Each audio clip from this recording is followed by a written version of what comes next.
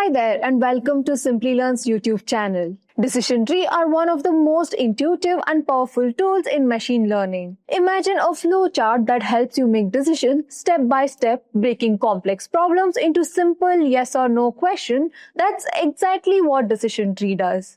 That said, if these are the type of videos you would like to watch, then hit on the subscribe button with the bell icon to get notified. Also, just that you know, if you want to upskill yourself, master generative AI and artificial intelligence skills, and land you a dream job or grow your career, then you must explore Simplilearn's cohort of various generative AI courses and certifications. Simplilearn offers various certification programs in collaboration with some of the world's leading universities like Purdue, IIT Guwahati, and many more. Through our courses, you will gain knowledge and work-ready experience in skills like advanced Python, machine learning, generative AI, and over a dozen others. And that's not all. You'll also get the opportunity to work on multiple projects and learn from industry experts working in top-tier data and product companies and academicians from top universities. After completing these courses, thousands of learners have transitioned into AI and machine learning role as a fresher or moved on to a higher paying job and profile. If you're passionate about making your career in this field, then make sure to check out the link in the description box and given in the pinned comments. So without further ado, let's begin. We will get started with the agenda for today. We will start off by understanding what decision tree algorithm is, then we will proceed to key terminologies in decision tree. Followed by that, we will learn how decision tree works. Up next, we will learn the prediction with the decision tree, and lastly, we will learn the advantages and disadvantages of decision tree. So that's our agenda. Let's get started. Now let's see what decision tree algorithm is. Decision tree algorithm is one of the most intuitive and widely used machine learning techniques. Decision tree are non-parametric supervised learning models, which means they don't make assumptions about the underlying data distribution. Instead, they rely on simple human-like if-then decision rule to predict outcomes. Think of it like playing 20 questions. You start with a broad question, narrow down the possibilities with each answer, and eventually arrive at the final decision. That's exactly how decision tree works. Now that we have a comfortable understanding of what exactly decision tree is, let's now proceed to the key terminologies involved in the decision tree. Key terminologies in decision tree. So before we dive into mechanics, let's clarify some important terms. Every decision tree will have a root node, decision node, and a leaf node. Apart from these, we also have some splitting process that will divide or split a single node into subnodes. So let's understand each of these. First, the root node. The root node represents the entire dataset. Next comes splitting process. As the name says, it's a simple process of dividing a root node into a decision node into subnodes based on specific condition. Next is successor. The successor can be either a decision node or a leaf node. So let's assume we split and enter into a decision node. A decision node is a node that further splits into branches based on a logical condition or a criteria, and that can yield in other leaf node or any other decision node. So now we can discuss leaf node. Leaf node or terminal nodes represent final outcomes with no further splits possible. Apart from this, we have one more process that's similar to splitting, but quite opposite. It's called pruning. Here we remove the branches to simplify the tree and prevent overfitting. With these basics in place, let's move on to the real question. How does a decision tree actually work? To better understand this, let's take a practical banking example. Predictions whether a loan application should be approved or rejected will base our decision on two features. Income, which is high or low, credit score, which is good or bad. Here's a small example. The first one is a person with a high income and a good credit score, so the loan can be approved. The second one is a person with a high income but a bad credit score, so the loan can still be approved. Now the third person with low income and good credit score can still be approved. Now, our last person, the one with low income and has a bad credit score. So here, neither the income nor the credit score are convincing to approve a loan. So this loan will be rejected. The decision tree begins at the roof node, which contains all applications. We then consider possible rules. Should we split on income? Or should we split on credit score? The decision tree algorithm evaluates both options and selects the rules best separate the data. In this case, either can serve as a first lift because they yield equal separation. Once the first split is chosen, the tree continues branching. For example, if your income is high and credit score is high, the loan can be approved. If the income is high but the credit is low, a loan can still be approved. If the income is low but credit is good, the loan still has chances to be approved. Whereas if the income is low and also the credit is bad, the loan gets rejected. This step-by-step branching continues until the tree has enough purity in its decision or until no useful rules remain. Now, how exactly would you measure the purity? Do we have a calculation for it? An answer to that is yes, and it's called best split measurement. And it's our next topic, measuring the best split. So how do we decide which feature makes the best split? This is where concepts like Gini impurity and information gain comes in. So Gini impurity measures how mixed a is. A node is perfectly pure when all records belong to one class. Gini is equal to 0. A 50-50 binary classification has Gini, which is equal to 0.5. And this information gain tells us how much purity improves node is split. The algorithms calculates every gain of each possible rule and chooses the split with the highest gain. This ensures that with each step, the tree gets better at separating classes.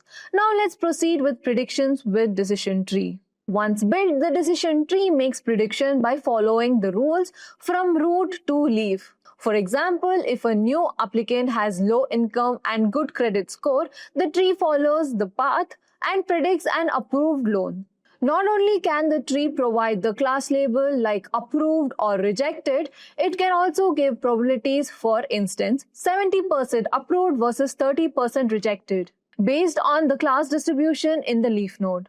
Now let's proceed with the advantages and disadvantages of using the decision tree algorithm. Decision trees are popular because they are easy to interpret and visualize even for non-technical stakeholders. Flexible since they handle both categorical and numerical data. Well, in pre-processing and requirements, no need of normalizing or scaling. But they do have limitation to consider. A single tree is highly prone to overfitting, especially if allowed to grow very deep. Small changes in data can lead to very different splits, reducing stability. They may also be biased towards features with many categories. But that's not all. Let's also have a short hands-on demonstration for a better learning experience. In this demo, we are exploring a loan dataset designed to predict loan approval. Our dataset consists of key applicants' information including financial details, assets, and creditworthiness indicators. Some of the important features are the number of dependencies, education, employment status, annual income, requested loan amount, loan term, and credit score. Additionally, we have information about applicants' residence, commercial, luxury, and bank assets. The target variables we aim to predict in the loan status whether the loan is approved or rejected. By analyzing the dataset, we'll uncover patterns that can help automate and optimize loan approval decisions. Next, we'll see how this data flows through our decision tree model from pre-processing and splitting to training, evaluation, visualization, making the entire decision process both transparent and data-driven. Now, let's have a quick look at the requirements, code, and notebook part. The requirements are very simple. We will be needing the following. The pandas version should be greater than or equal to 1.3.0. The NumPy version should be greater than or equal to 1.21.0, whereas in Matplot we require 3.4.0 or more. And Seaborn it's 0.11.0. And for Scikit-learn we will require 1.0.0 or more. Now let's proceed to the code and the notebook. First, we'll import all the necessary Python libraries. Pandas and NumPy for data handling, Matplotlib, Seaborn for visualization, and Learn for decision tree model and pre-processing tools. We also suppress warnings to keep our outputs clean.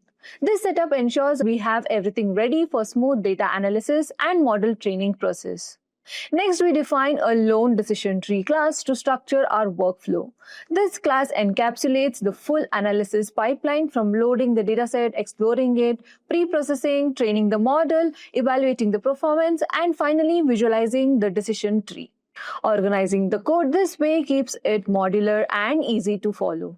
Next, we'll start by loading the dataset using Pandas. Once loaded, we print the dataset shape and column names. This gives us a quick overview of our data, including the number of records and the features available such as income, credit score, and various asset types. With the dataset loaded, we'll explore it to understand the values and check for missing data. We look at summary statistics, value count of categorical feature, and first few rows to see sample. We also create visualizations including loan approval distribution, income versus loan decision, credit score versus loan decisions, and combined feature analysis to identify patterns in data. Before feeding the data into our model, we pre-process it. This includes encoding categorical features like income, credit score, loan decisions into numerical values. We then separate our features and target variables. In this case, the feature we focus on income and credit score while the target is loan decision. Pre-processing ensures the data is in the right format for the machine learning. Next, we split the dataset into training and testing sets to evaluate model performance fairly. Typically, 80% of the data is used for training and 20% is for testing. Stratification ensures the loan decision distribution remains balanced across both sets. Now that we have trained the decision tree classifier using the training data, the model learns patterns from the input features to predict loan approval. We specify parameters like maximum depth, minimum samples per split, and minimum samples per leaf to control model complexity and prevent overfit. Once trained, the model is ready to make predictions. After training, we evaluate the model on both training and testing data. We measure accuracy, generate a classification report, and visualize the confusion matrix. These matrices tell us how well the model distinguishes between approved and rejected loans and whether it generates well to unseen data. We have visualized the trained decision tree to understand the rules it learned. Each nodes represent a decision based on income or credit score, splitting the data into branches. Until a final loan decision is made, visualizing the tree makes the decision process transparent and interpretable. Finally, we use the trained model to make predictions on new inputs. By providing an appropriate income and credit score, the model predicts whether their loan will be approved along with confidence score. This demonstrates how our model can assess real-world loan decisions quickly and reliably. Putting it all together, the class runs on complete analysis, pipeline, loading data, exploring, pre-processing, splitting, training, evaluating, visualizing, and predicting.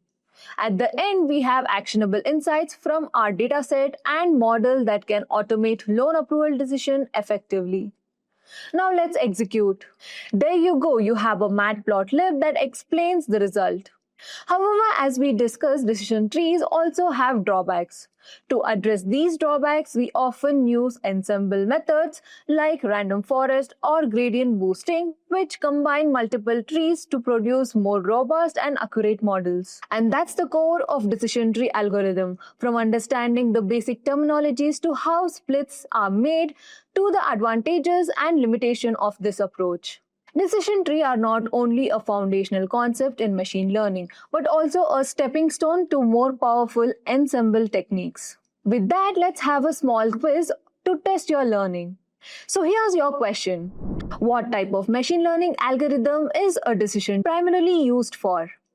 Is it unsupervised learning, reinforcement learning, supervised learning, or semi-supervised learning? Let us know your answers in the comment section below. And with that, we have reached the end of our session on decision tree algorithms in machine learning. If you need any assistance or any other resources used in this session, like PPT and others, then please let us know in the comment section below, and our team of experts will be happy to help you as soon as possible. Until next time, thank you and keep learning with Simply Learn. Stay tuned for more from Simply Learn.